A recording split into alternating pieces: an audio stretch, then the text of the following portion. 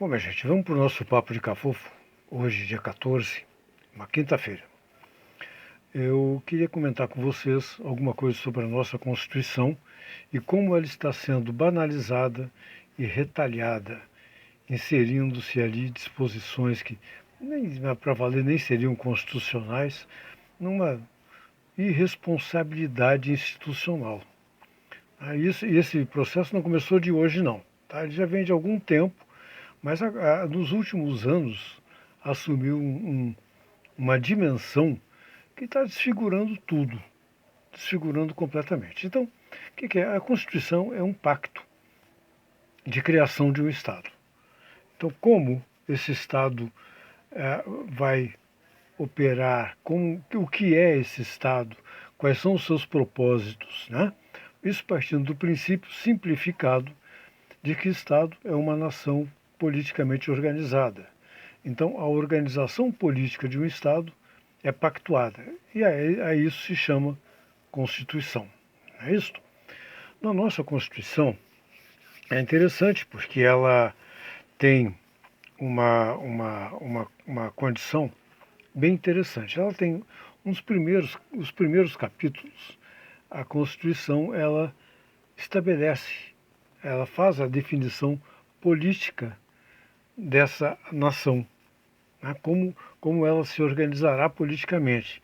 Então são os primeiros capítulos da Constituição, o capítulo primeiro, né, que são os princípios fundamentais, o segundo, que são dos direitos e garantias fundamentais, o terceiro, que é a organização do Estado, o quarto, a organização dos poderes. Então, repare que isso aí há uma escala até hierárquica. Primeiro, os princípios fundamentais desse pacto. Depois, quais as garantias fundamentais que esse pacto vai assegurar?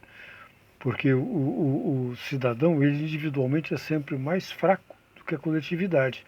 Então são garantias fundamentais, garantias para as quais nem o Estado, nem a sociedade, nem uma coletividade, nem um grupo podem violar. Essa é a garantia individual. Então são as garantias fundamentais. Dentro das garantias fundamentais está a garantia individual, né? Deixando claro. Bom, depois entra a organização do Estado, como os poderes do Estado vão se organizar, e para por aí. Os 5 últimos capítulos, ou seja, do 5º ao 9º, ele trata do funcionamento. Então, eu diria que os primeiros são estruturantes e os últimos são disposições funcionais. Então, entra muitas vezes em detalhes operacionais, né? Esses detalhes operacionais poderiam ser definidos por lei, sem violar o princípio do pacto, né? Mantido o pacto fundamental, que está do 1 ao 4º, do 5º ao 9º poderia ser definido por lei, em princípio, uma lei privilegiada. Mas por que o Constituinte colocou isso na Constituição? Porque a nossa Constituição tem a característica de ser, ela é analítica porque ela entra em detalhes, e ela é semi-rígida, porque ela pode ser alterada, mas ela tem um rito próprio para alterar. E é o que a gente sabe, o quórum é privilegiado em 2 votações em cada uma das casas.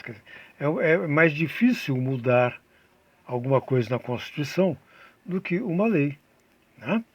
Então, por isso que o Constituinte pegou esse funcionamento do Estado e constitucionalizou em seus princípios também fundamentais. Ele não entra no detalhe do detalhe, mas é analítico, não é isso? Bom, mas aí começa a proliferação de interesses pessoais, às vezes. Eu nem diria que seriam interesses conjunturais, não. São bandeiras individuais, muitas vezes, outras vezes, coisas de interesses de grupos políticos. Então, eu vou dar um exemplo disso aqui, né? A PEC do teto de gastos, essa lá do governo Temer, lá.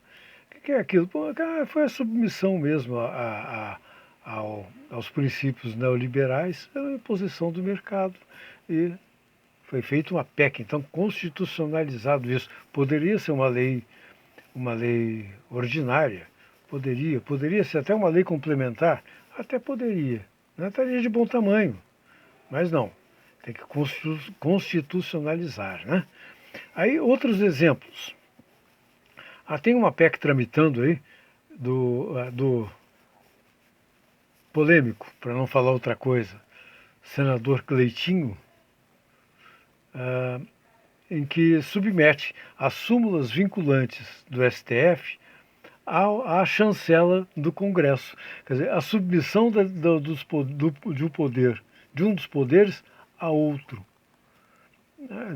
Inclusive nas suas competências constitucionais bem definidas, que compete ao STF, mas então tenta fazer uma PEC para alterar a disposição para submeter as decisões do STF ao Congresso, para serem chancelados e as súmulas não perderem o seu valor jurídico.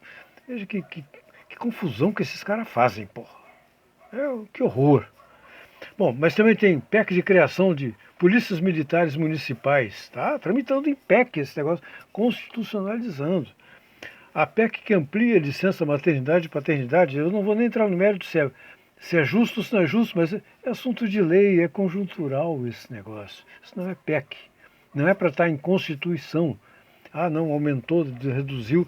E se está em Constituição hoje, deveria ser uma PEC para retirar da Constituição. Isso é um assunto de uma legislação ordinária, no mínimo. Que a Constituição pode estabelecer os princípios de defesa da paternidade, maternidade e adoção. Mas os detalhes disso poderia ser legislação. Agora, faz uma PEC para alterar isto.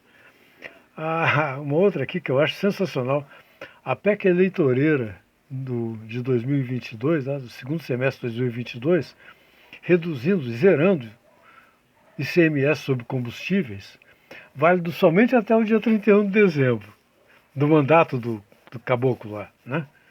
Então, baixou o preço da gasolina, que fantástico, no período eleitoral. Uma PEC para fazer isto, uma PEC. Porque o Estado, a União não pode ficar se metendo ao seu bel prazer nas finanças estaduais, né? Isso também está definido na Constituição. Então o cara me faz uma PEC essencialmente eleitoreira, como foi também a PEC do calote lá, a PEC dos precatórios. A PEC eleitoreira, tá? E gerou um calote. Aí, como não pagou os precatórios, gera um superávit da impressão de um governo atuante, um governo sério, quando na verdade está mostrando caixa em cima de um calote. Pô. Isso é pior do que as americanas, né?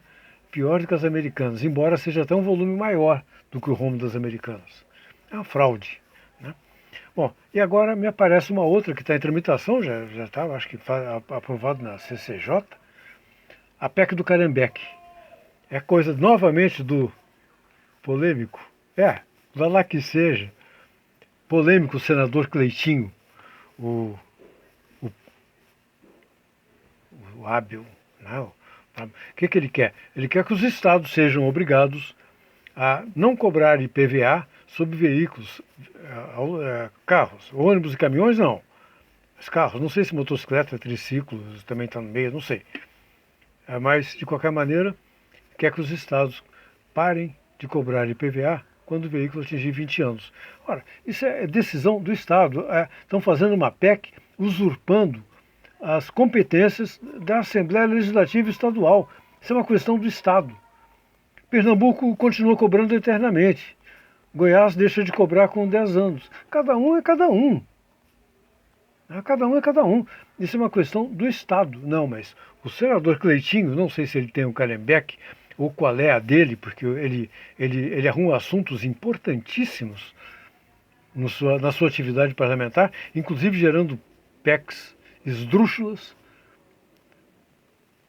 para alterar a Constituição para não cobrar IPVA de Calhambeque. É isso. É isso que se espera de um senador desqualificado, estúpido. Pega o chapéu e vai embora, rapaz. Um abraço a todos.